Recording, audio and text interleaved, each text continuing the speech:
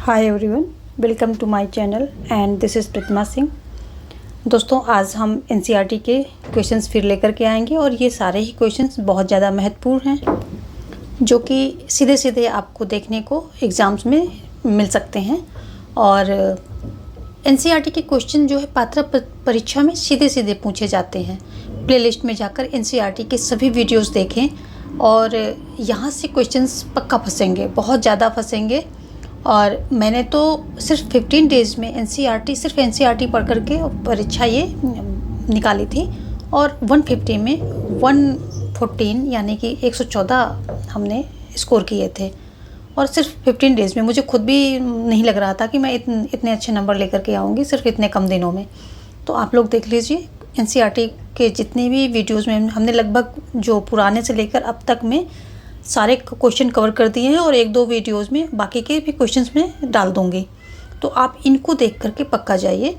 और जो है, अगर आप चैनल पर नए हैं तो चैनल को सब्सक्राइब कर लें ताकि मेरी सारी वीडियोस की नोटिफिकेशन आपको मिलती रहे, क्योंकि इस समय में ज़्यादा क्वेश्चन भी अपलोड कर सकती हूँ और एक से ज़्यादा वीडियोज़ भी डाल सकती हूँ।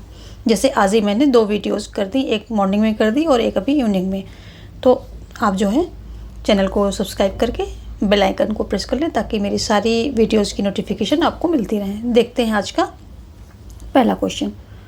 पहला क्वेश्चन क्या कह रहा है, कितने राज्यों में विधान परिषदों का गठन किया गया है। ये सभी क्वेश्चन देखने में इजी लगेंगे, लेकिन क्या है कि श्योरिटी है। जो श्योरिटी वाले क्वेश्चन हैं उनको फिक्स करके पक्का करके तब जाए ताकि वहाँ पे कन्फ्यूजन ना हो, हमारा टाइम भी बचे और हम नंबर भी स्कोर करें। तो कितने राज्यों में गठन किया गया है, तो ये 8 है, ऑप्शन में 8 है, 7 है, 6 है, 5 है। तो 6 राज्य, अगर हम वर्तमान समय की बात करें तो 6 राज्यों में जो है विधान परिषदों का गठन किया गया है। और ये कौन कौन से हैं, महाराष्ट्र है, महाराष्ट्र। इसको एक हम ट्रिक से समझेंगे कैसे, एक हम इसके लिए ट्रिक बनाए हैं। तो वो जो है आपको सारे राज्यों के नाम याद करा देगी, क्योंकि इन राज्यों के नाम वहाँ पूछता है। 6 तो बहुत कम ही पूछेगा, राज्यों के नाम पूछेगा और उसमें आपको सेग्रीगेट करना होगा, यानी कि छांटना होगा कि कौन से हैं कौन से नहीं हैं। तो ट्रिक हमारी क्या है, MBA तक, MBA तक, ये हमारी ट्रिक है। अभी हम समझाते हैं कि ये कैसे काम करेगी। तो ये हो गया महाराष्ट्र, ये महाराष्ट्र हो गया। दूसरा हो गया बिहार। तीसरा हो गया आंध्रा हो गया, आंध्र प्रदेश, आंध्रा जिसको हम बोल देते हैं, इंग्लिश में आंध्रा बोलते हैं। और तेलंगाना, ये तेलंगाना हो गया। और क्या हो गया, यूपी हो गया, यानी कि उत्तर प्रदेश हो गया, उत्तर प्रदेश ये हो गया। और क्या हो गया, कर्नाटक हो गया, कर्नाटक। गिनिए कितने हुए, 1 2 3 4 5 6 हो गए। अब महाराष्ट्र जो है M, बिहार B, आंध्रा से A, तेलंगाना से T, उत्तर प्रदेश से U और कर्नाटका से K। तो क्या हो गया, ये MBA तक। तो MBA तक क्या है, MBA तक आप इसको सेंटेंस पूरा कर सकते हैं। एक समझने के लिए, सेंटेंस पूरा करने के लिए कि MBA तक पढ़ाई की, किसने की, मैंने MBA तक पढ़ाई की, आपने MBA तक पढ़ाई की, या किसी ने भी MBA तक पढ़ाई की। ये आपका मतलब उसमें जो है ट्रिक में इंक्लूड नहीं होगा, बस एक सेंटेंस कंप्लीट हो रहा है। तो MBA तक आपकी जो है। अब हम देखेंगे एक और चीज़ में देखेंगे, तक को देखेंगे। क्या कर्नाटका से केरला भी होता है, तो यहाँ आप कैसे कंफ्यूज ना हो, तो अगर तक को कट कर देंगे, उल्टा करेंगे ऐसे, KUT, तक को कट कर देंगे, KUT कर देंगे, तो क्या होगा, K और T आ जाएगा, यानी कि कर्नाटका में का है और टा है। ये फिक्स मतलब ये आपको श्योरिटी देगा कि नहीं, तक को कट कर देने से कर्नाटका ही होगा, केरला नहीं होगा।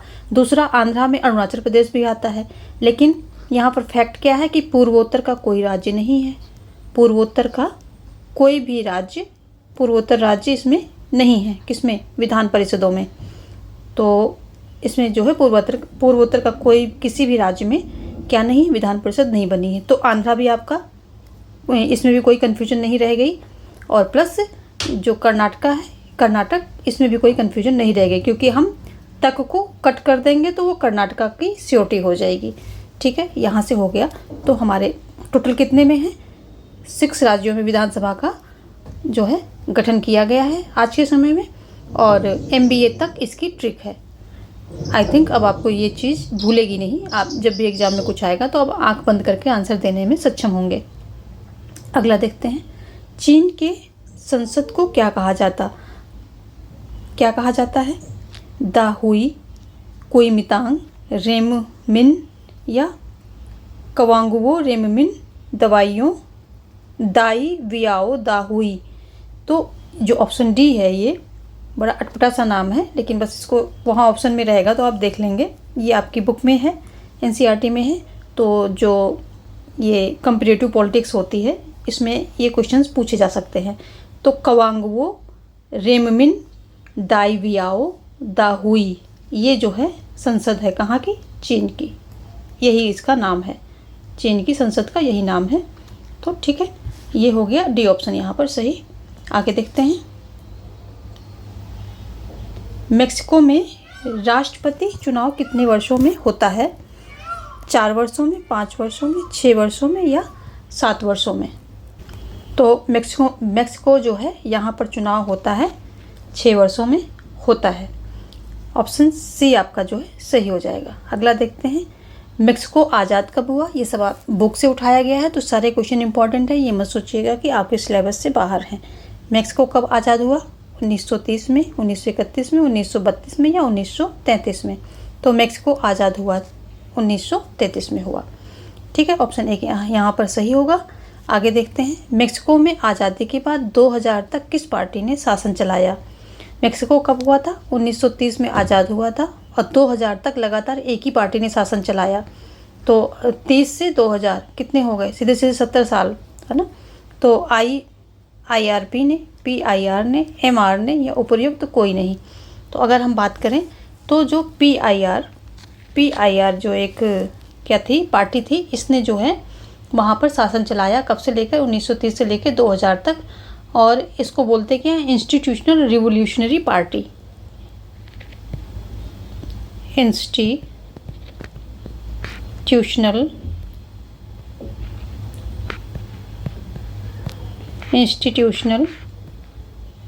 रिवोल्यूशनरी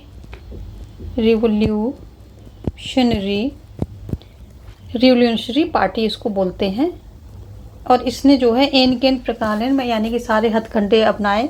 कभी जो है लास्ट टाइम में जो है बूथ को, जो पोलिंग बूथ होता है उसको शिफ्ट कर देना, कभी कुछ करके इसने जो है ये सत्ता में बनी रही। और विपक्षों के जो सभाएं थी उसमें गड़बड़ी करना, प्रेस और मीडिया इन सबको रिस्ट्रिक्ट कर देना कि सरकार के विरुद्ध ये जो है नहीं बोल सकते थे। ऐसे ये सारी चीज़ें उनको परेशान करना कि आप सरकार के विरुद्ध जो है कुछ नहीं बोल सकते। ये सब चीज़ें करके ये लगातार 60-70 साल तक शासन में बनी रही। तो इसको हमने एक प्रैक्टिस में कराया है, तो उसमें और भी इसके बारे में हमने जो है फैक्ट बताए हैं। आगे देखते हैं, तो आप जो है NCERT के जितने भी प्रैक्टिस हैं उनको खास करके देख लीजिएगा, वो बहुत ही आपको लाभ पहुंचाएंगे। ये जब आप पेपर में बैठेंगे तब आपको पता चलेगा। अगर आप देख के जाएंगे तो देखेंगे सीधे सीधे क्वेश्चन आपके यहाँ से फंस रहे हैं। अगला है, चीन में चुनाव लड़ने से पहले सभी उम्मीदवारों को किससे मंजूरी लेनी पड़ती है? कम्युनिस्ट पार्टी, चीनी सरकार, निर्वाचन मंडल या उपर्युक्त सभी? तो यदि चीन में चुनाव लड़ना है तो वहाँ की जो कम्युनिस्ट पार्टी है उससे जो है अनुमति लेनी पड़ती है। जितने भी उम्मीदवार होते हैं तो बिना कम्युनिस्ट पार्टी की अनुमति के वो जो है कोई उम्मीदवार खड़ा नहीं हो सकता। उनकी मंजूरी मिलने के बाद ही जो है खड़ा होगा।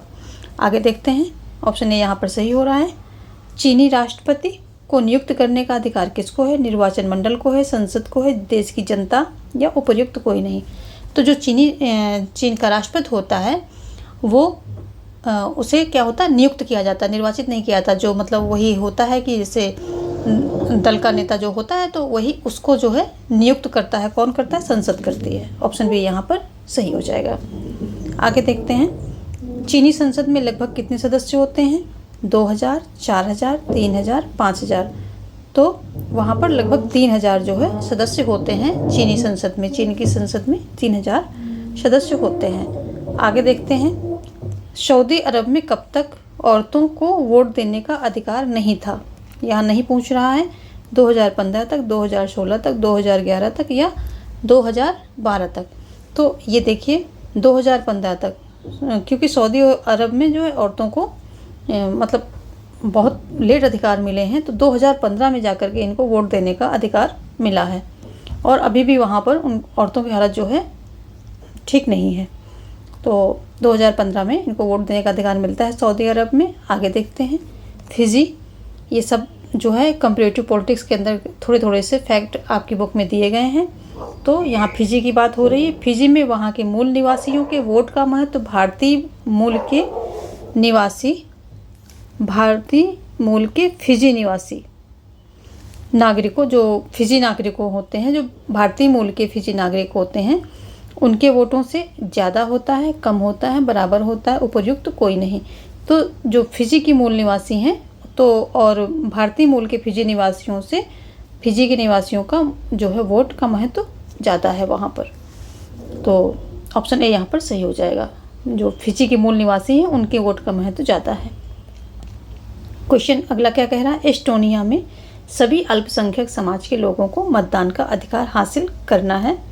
हासिल करना क्या होता है? मुश्किल होता है, आसान होता है, नामुमकिन होता है या सामान्य होता है?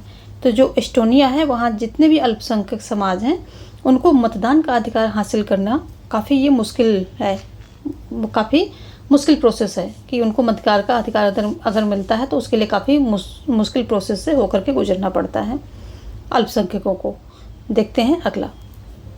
जिम्बाब्वे के अल्पसंख्यक गोरों के शासन से मुक्ति कब मिली? जिम्बाब्वे को अल्पसंख्यक गोरे थे, श्वेत, तो उनके शासन से मुक्ति कब मिलती है? 1988 में, 1990 में या 1980 में या 1985 में? तो यहाँ पर ऑप्शन सी 1980 सही हो जाएगा। देखते हैं अगला क्वेश्चन। आज़ादी के बाद जिम्बाब्वे के राष्ट्रपति कौन थे? रॉबर्ट मुगाबे, जानू बीएफ या रॉबर्ट एंडर्स या उपयुक्त कोई नहीं? तो रॉबर्ट मुगाबे जो थे आज़ादी के बाद ये वहाँ के पहले राष्ट्रपति थे। देखते हैं अगला। जो ये मुगाबे थे ये काफ़ी लोकप्रिय नेता थे ये भी, लेकिन चुनाव में गलत तरीके इन्होंने भी अपनाए सत्ता में बने रहने के लिए। और फिर क्या हुआ कि 1980 में जो है जिम्बाब्वे आज़ाद हुआ था तो ये राष्ट्रपति बने थे, और उसके बाद जो है 2017 में इनको राष्ट्रपति पद से हटा दिया गया।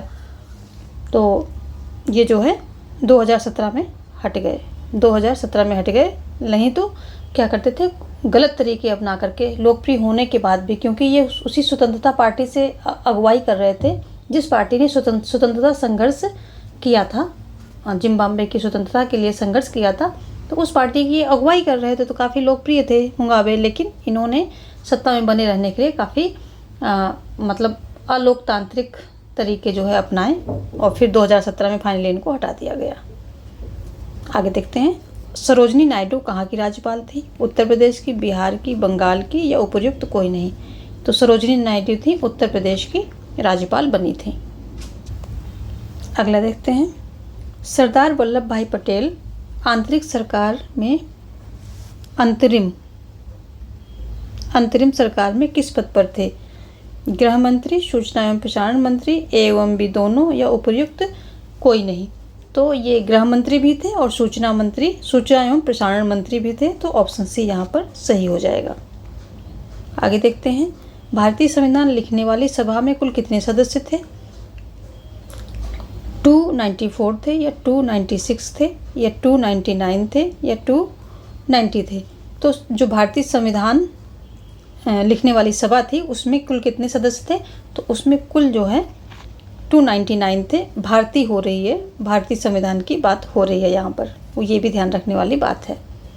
तो 299 थे। आगे देखते हैं। संविधान की व्याख्या के लिए किस दस्तावेज का उपयोग होता है? किसका होता है? 1935 का अधिनियम या 1919 का अधिनियम या कॉन्स्टिट्यूएंट असेंबली डिबेट्स या ब्रिटिश सरकार की डिबेट्स? तो जो कॉन्स्टिट्यूएंट जो असेंबली डिबेट्स है ये इसका जो है क्या होता है, संविधान की व्याख्या जब करनी, जब कोई चीज़ फंसती है, किसी टॉपिक पर बात होती है कि ऐसा नहीं ऐसा होगा, उसकी व्याख्या करने के लिए, तो इन डिबेट्स में, क्योंकि इसमें एक एक टॉपिक पर काफ़ी डिबेट्स हुई है, तो उन डिबेट से पता चलता है कि इस टॉपिक के पीछे मंशा क्या थी, भावना क्या थी, उद्देश्य क्या था, तो वो सारी चीज़ें पता चलती हैं। फिर उसके आधार पर जो है संविधान की व्याख्या, अगर कोई चीज़ फंसती है, कॉन्फ्लिक्ट होता है, तो संविधान की व्याख्या की जाती है, यानी कि फाइनल होता है वहाँ पर।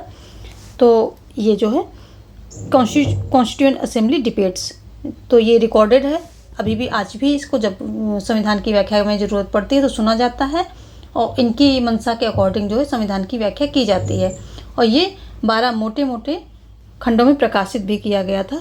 12 जो है मोटे मोटे खंड हैं, मोटे मोटे खंडों में प्रकाशित भी किया गया था। तो ये भी एक ध्यान देने वाली बात है, प्रकाशित किया गया था और रिकॉर्डेड भी रखा हुआ है। ठीक है, 12 हैं मोटे मोटे दस्तावेज, खंड हैं उसमें। आगे देखते हैं, केंद्रीय समाज कल्याण बोर्ड के संस्थापक अध्यक्ष कौन थे? तो जी, केंद्रीय समाज कल्याण बोर्ड की बात हो रही है। ये संस्थापक होना चाहिए। संस्थापक अध्यक्ष कौन थे? जी दुर्गाबाई देशमुख, एच.सी. मुखर्जी, जयपाल सिंह या राजेंद्र प्रसाद। तो ऑप्शन ए यहाँ पर सही होगा। जी दुर्गाबाई देशमुख जो है केंद्रीय समाज कल्याण बोर्ड की संस्थापक अध्यक्ष थी। आगे देखते हैं, महात्मा गांधी ने संविधान से अपनी अपेक्षा किस पत्रिका में जाहिर की थी? तो कौन सी पत्रिका में इन्होंने संविधान कैसा होना चाहिए ये बातें लिखी थी? यंग इंडिया, सत्य के साथ मेरे प्रयोग, ए एवं बी दोनों, या उपयुक्त कोई नहीं। तो इन्होंने ये अपेक्षा या अपनी इच्छा संविधान कैसा होना चाहिए यंग इंडिया नामक पत्रिका में जाहिर की थी। आगे देखते हैं, अंतरिम सरकार में उद्योग एवं आपूर्ति मंत्री कौन था? कन्हैयालाल मुंशी, श्यामा प्रसाद मुखर्जी, बलदेव सिंह या दुर्गाबाई देशमुख। तो अगर हम बात करें अंतरिम सरकार में उद्योग एवं आपूर्ति मंत्री की, तो वो थे श्यामा प्रसाद मुखर्जी। ऑप्शन बी यहाँ पर सही हो जाएगा। आगे देखते हैं, भारतीय जनसंघ के संस्थापक कौन थे? तो भारतीय जनसंघ के संस्थापक, ये सारे ही बहुत ही इंपॉर्टेंट क्वेश्चंस निकल के जा रहे हैं आपकी निगाहों के नीचे से, और इनको जो है आप इनको मेमोराइज कर लीजिए, एक बार 2 बार सुन लीजिए, तो उससे क्या होगा कि आपको सारी चीज़ें लर्न हो जाएंगी। ऑप्शन है यहाँ पर श्यामा प्रसाद मुखर्जी, बलदेव सिंह, आचार्य नरेंद्र देव या एच.सी. मुखर्जी। तो जो जनसंघ के संस्थापक थे ये कौन थे? ये श्यामा प्रसाद मुखर्जी थे, श्यामा प्रसाद मुखर्जी। और यही जो है अंतरिम सरकार में उद्योग एवं आपूर्ति मंत्री थे। अंतरिम सरकार क्या होता है? अगर हम अंतरिम सरकार की, बहुत लोगों को कन्फ्यूजन होती है कि अंतरिम सरकार होती क्या है। तो जब तक मतलब ये एक टेम्प्रेरी सरकार होती है, जब तक कुछ चुनाव नहीं हुए, कुछ नहीं हुआ, तो जब तक हमारा ये सारा चुनाव वगैरह नहीं हुए थे हमारे देश में, स्वतंत्रता के बाद संविधान बन रहा था, तो उस समय जो वही संविधान सभा थी, संविधान सभा के रूप में काम करते थे, वही लोग संसद के रूप में काम कर रहे थे। तो वो क्या थी? एक अंतरिम सरकार थी, मतलब टेम्प्रेरी सरकार थी। टेम्प्रेरी कर सकते हैं आप इसको। तो अंतरिम सरकार का मतलब यही होता है। कई लोग कंफ्यूज होते हैं कि अंतरिम का मतलब होता क्या है। तो अंतरिम का मतलब टेम्प्रेरी होता है कि बिना किसी जो फॉर्मल प्रोसेस होते हैं उनके बिना ही ऐसे ही टेम्प्रेरी सरकार बना ली गई, कामकाज चलता रहे बस। तो अभी देखते हैं आगे, इसमें श्यामा प्रसाद मुखर्जी ऑप्शन दे दिया है। आगे है रिपब्लिकन पार्टी ऑफ इंडिया के संस्थापक कौन थे? भीमराव अंबेडकर, जवाहरलाल नेहरू, सोमनाथ लाहिड़ी या श्यामा प्रसाद मुखर्जी। कौन थे? तो यहाँ पर तो क्या है? भीमराव अंबेडकर। ऑप्शन ए यार सही हो जाएगा। रिपब्लिकन पार्टी ऑफ इंडिया के संस्थापक भीमराव अंबेडकर थे। आगे देखते हैं, राजेंद्र प्रसाद कितने बार कांग्रेस के अध्यक्ष रहे? 2 बार, 3 बार, 4 बार, 5 बार। तो ये रहे 3 बार। जो है राजेंद्र प्रसाद की बात करें तो कांग्रेस के अध्यक्ष ये 3 बार रहे। ऑप्शन भी यहाँ पर सही हो जाता है।